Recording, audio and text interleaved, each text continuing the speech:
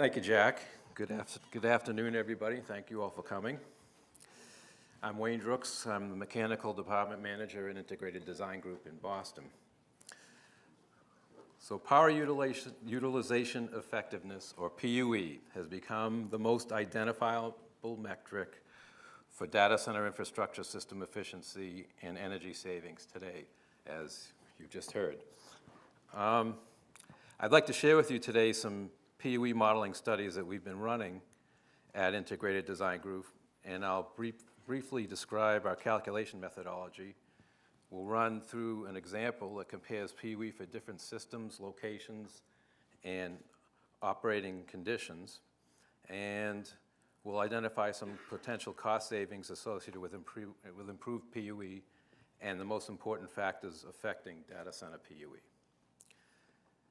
It's well known that cooling systems utilizing some sort of economizers are most efficient, and we can show that IT space operating conditions allowing larger temperature and humidity ranges increase economizer operating hours. This results in significant PUE improvements and operating cost savings. I'm sure that most of you are familiar with PUE, but I'd like to quickly define what it is. So according to PUE is the metric everybody knows, developed by the Green Grid for measuring data center infrastructure system efficiencies. It's the ratio of total power, which is the energy in, over the IT equipment power that's developed, or basically your work out. In other words, it's the efficiency of infrastructure systems, which consist primarily of cooling and power distribution. The lower the PUE, the better it is, with 1 being the lowest possible ratio that you can get. That's equivalent to 100%. Data center efficiency, or DCE, is basically the inverse, basically the inverse of PUE. There it is. And that's sometimes used because 1 or 100% would be the highest number used there. It's important to remember that PUE reflects energy use only. Capital costs, power rates, and water rates are not considered in there. So it's only one piece of the puzzle. Decision makers have to understand that and consider multiple factors. What are typical PUE values for existing data centers? We just saw 1.04, so that's pretty good.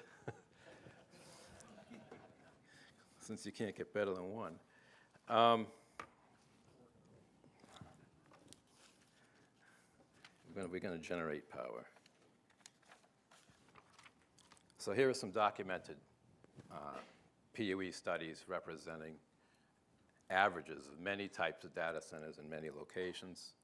Unfortunately, some of the reporting requirements of some of these studies really weren't very well defined. It's hard to tell where the measurements were taken in the building and whether these are annualized or instantaneous, or whatever time period was used to calculate these PUEs. But the trend here, you can see the trend from 2006 to 2011 gets better. There are more data centers surveyed, therefore there are more data centers that are capable of measuring this. And so you can see that the trend gets better, showing that the importance of PUE. The best PUEs are the ones you just saw, 1.04, typically 1.3 down to 1.04, is typically gotten by companies that are willing to greatly expand their IT space conditions. So, you just heard eBay will allow up to 95 degrees in some of their spaces. The higher you can allow, the more you can expand that temperature range and humidity level, the lower you can get your PUE. That gives you the more hours that you can run on economizer cycles and not use mechanical cooling. So a straight calculation for, what kind of savings you can get by improving your PUE. Basically, a straight calculation for a 1 megawatt facility at 11.5 cents per kilowatt hour could be as much as $100,000 in annual energy savings. That's pretty good. But you have to remember that that would be improvement of a specific data center and not something that you could compare. Well, if this data center in Phoenix is 0.1 better than this data center in DC, then I'm going to save $100,000 a year. That doesn't work that way because your power costs may be different and everything else may be different, your capital costs and all that as well. Key factors for monitoring PUE are system, location, and operating conditions. We like to use a simple driving analogy for these factors. You can think of the system as what type of car you drive, what kind of mileage you're getting. You can think of your location as where you drive, is it city or highway, and you can think of the space conditions as how you drive.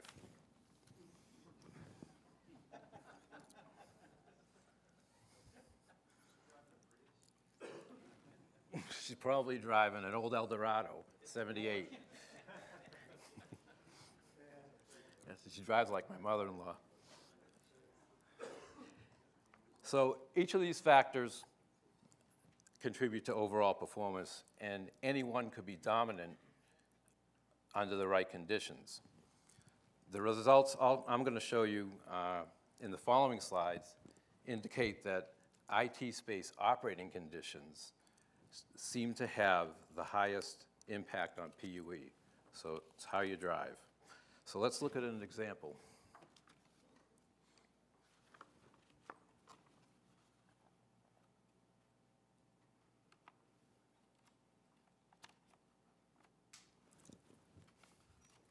Give up. All right, so we can look at 3 regions. We picked Dallas, Boston, and San Francisco because the climates are so different. We're looking at 4 infrastructure systems here. Air-cooled chillers with CRAH units, DXRTUs with air-side economizer, water-cooled chillers with CRAHs, and then water-cooled chillers with CRAHs and water-side economizer. Space operating conditions, we took 2. We took what we're calling a conventional condition, and we took what we're calling an ASHRAE hybrid, which allows you to go to the ASHRAE recommended temperatures and their allowable humidity ranges. So if you look at these operating conditions, which appear to be the most important input here, operating condition A, which is the conventional ones, we're taking the temperature controls at the return air of the CRAH units at 78 degrees. The humidity range is 35 to 55%, which is very tight, and the chilled water temperature is maintained at 45 degrees all the time. And that's a function of the fact that the humidity, the relative humidity in the space has to be controlled so tightly. If we go to the ASHRAE hybrid condition that we were looking at, this is the recommended, we use the recommended ASHRAE temperature range, which is 69 to 80.6. We control the temperature in the cold aisle, which makes a lot of sense. That's the inlet to the servers. Delta T on the servers is typically 25 degrees. Humidity range, this is the big one. We've gone to allowable rather than the recommended, which is their widest range. That's 20 to 80% relative, and with a maximum dew point of 62.6. And also, we've allowed the chilled water temperature to be reset up to as high as 60 degrees, if it's possible. So when you don't have to dehumidify, you only need to maintain 80%, then you can raise your chilled water temperature, which makes your chillers more efficient. This is the first. This is the input sheet of Train Trace, which is the software program that we use to calculate the energy loads, the cooling loads and the energy loads for any building. It calculates on an hourly basis throughout a typical year. And just to show you, this is the typical input. You can see that we've got, this one here was what we used for San Francisco. This is what we use for San Francisco. And the inputs are all in here. We have 3 different alternatives in here, different systems that we used. This is just an example. That's the first step we do. The final step we do to calculate PUE is we input the data that we get out of that Train Trace run into our own spreadsheet. And here we take the information that comes from Trace is up here, typically the mechanical loads, and it spits out on a monthly basis and an annual basis. We then add in electrical distribution system losses, UPS, switchgear, all that, and distribution losses, total it all together on a monthly basis and average it out for the year. This is one calculation that for one set of combinations. So if you were looking at our example, which had three regions, 4 systems, and 2 operating conditions, so you're looking at 8 by 3, 24. This would be 24 times that we had to recalculate this to get each of these numbers here. So these would be the results of our example. If you look at space condition A, which is the conventional conditions, and you compare Boston, Dallas, and San Francisco, you'd expect that San Francisco would have the best PUEs, which it appears to have. They're all in the 1.2s, and that's because you'd expect that they'd be on some sort of economizer, probably air, definitely air, nearly all year round. The interesting thing here is that the one best PUE for this condition happened to be Boston with a waterside economizer. And that's just because of the cold weather in Boston. It allows you to be on waterside economizer longer than San Francisco would allow you to be on airside economizer. Now also, if you look in general at the numbers here, and you look at space condition B, which was that ASHRAE hybrid, which expanded those temperatures and humidities a lot, you can see that in general, all the numbers come down for each region and system combination. And then what really comes down a lot is the RTU airside economizer here, because we've allowed, by expanding those conditions, here's our 2 conditions that we were talking about. By expanding those conditions, we came down looking in Dallas, down to 1.4, in Boston to 1.37, and in San Francisco all the way down to 1.34. The other thing here is that San Francisco has the best PUE here using an RTU under condition B, but if you went back to condition A, you would have seen that the best condition for San Francisco was actually a water-cooled chiller with CRA. So it was a totally different system for the same region. So what this is showing us is that there is not one system or region that is best. You have to look at every one.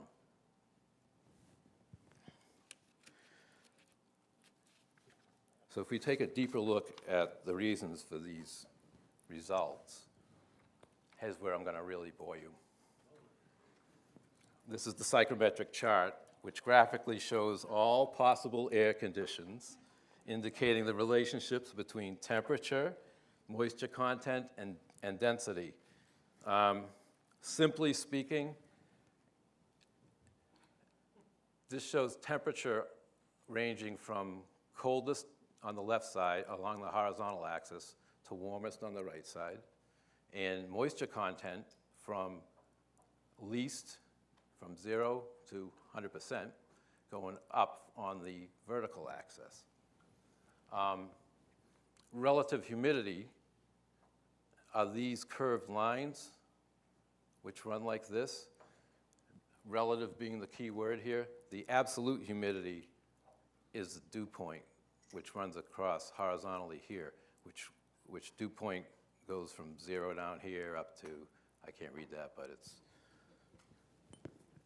90, I think. So what we have here is, this is the psych chart, which is the same for everywhere.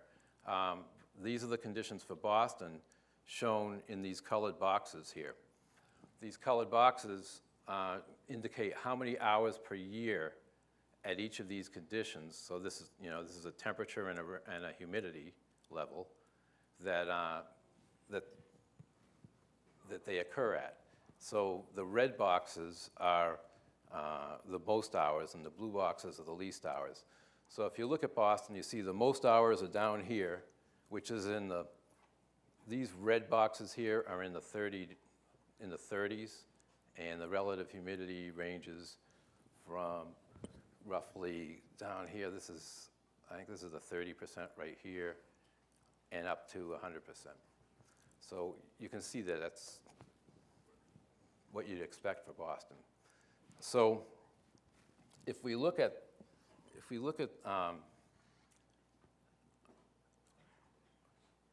we create a window in here which shows how many hours per year, which shows what conditions you can run airside economizer on in Boston under condition A, which was our conventional condition. We see here that this box, the hours within this box, total 880 hours of airside economizer. If we go to the ASHRAE hybrid condition and open up those conditions, allowable conditions in the space, the window gets this big. The window goes all the way, like here, this purple line here. So now all the hours within that window are available to run on economizer in Boston.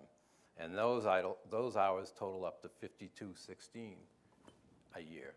Total year is 8760. So that's more than half the year, well more than half the year, that in Boston we could be running on economizer. We do the same thing for Dallas. Now Dallas, here's our weather conditions in Dallas, and here's where most of the hours are. Boston was down here, which was 30 degrees, and a dew point of around 30, which is very low. Dallas, the average, most of the hours of the year are in the 70s here, and the humidity is way up here. These relative humidity lines, 190. This is 100, saturated, 90, 80, 70. So it's pretty hot and humid in Dallas. If we go to... Yes. Well, wait till you see San Francisco. So if we go back to condition A for this and window in how many hours were available for airside economizer and total them up, it's only 1,645 hours a year. These numbers go back to the PUEs. If you look at the PUEs that we had, I'm sorry, too fast. So if you look at the PUEs that we had, Dallas actually had fewer hours than Boston on airside economizer. So their PUE under condition A was 1.68 versus Boston, which was 1.67. So Boston was actually better, had more hours. If you go back to Dallas here, so that was condition A. Now if we go to condition B, where we've opened up the allowable space conditions, now our window's here again, and we have all these hours available, which bumps us up to 4617 hours. So more than half the year also in Dallas, you could be on that. Now we go to where nobody wants to live, San Francisco. So here you can see, here's where the conditions are in San Francisco. So this is 50 degrees right here, and everything to the right is warmer. This is, you can see it better on here. That's like 60 degrees right here is 60 degrees. So most of your hours are between 50 and 60. The absolute humidity, the dew points are between 40 and 60, which are pretty good. If you look at condition A, the window for condition A, you've got this many hours that are available for economizer, 5,200 hours. And then if you go to condition B here, you open up those conditions in the space, and look at this. Here's your window, and almost all the hours of the entire year, except for 16, are within that window. Now this is a combination of full air side economizer and partial air side economizer. So there are times here when you could be running your mechanical cooling equipment because you just can't make enough, get the air to the conditions that you need. But that's pretty amazing. So this is why when you looked at the PUE for San Francisco and condition B,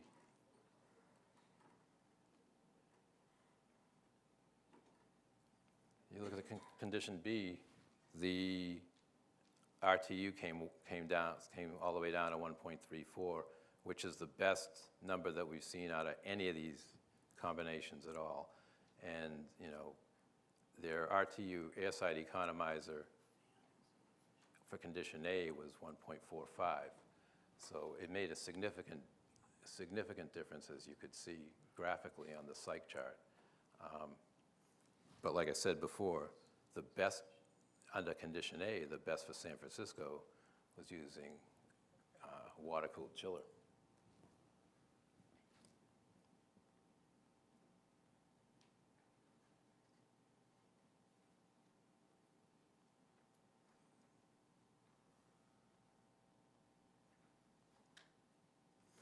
So then we took a look at, we've done thousands of these combinations. Most of them thanks to our friends at Digital Realty, who every day come up with, what if we try this? So this, yeah. This is one of our spreadsheets. I know you can't read it, but I wanted to show all the different results that we got and what was going on here. Along this column here are 9 regions that we looked at. These white columns here are 8 systems that we compared. And then we compared 4 space operating conditions. The ones that I've been talking about in our example, A and B, this is A, the conventional. And then each of these space conditions, we opened up the temperature and humidity ranges to something that we were considering would be reasonable. And then we went all the way to what we have as our hybrid, which is the most wide open that we would think. And what we did is we formatted all these results. Each of these results in color, red to green, are PUE results. And we formatted them with the best ones being green, the lowest PUEs, and the highest PUEs are red. And when we looked at this, we said, look at that. A far greater number of greens are on this side of this table, and it actually increases as you go.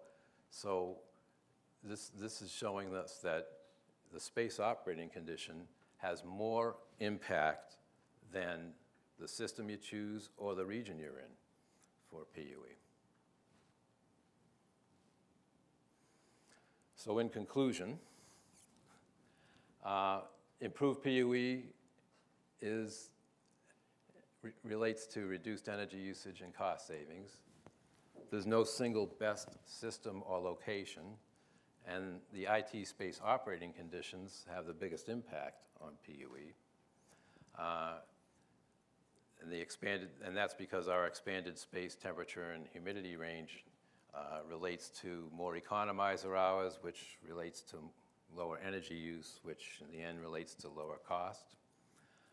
However, you still have to remember that PUE is only one piece of the puzzle. It only reflects energy usage. Capital cost, power and water rates are not included. Therefore, return on investment and total cost of ownership must be considered whenever you're looking at these. That's it. You have any questions?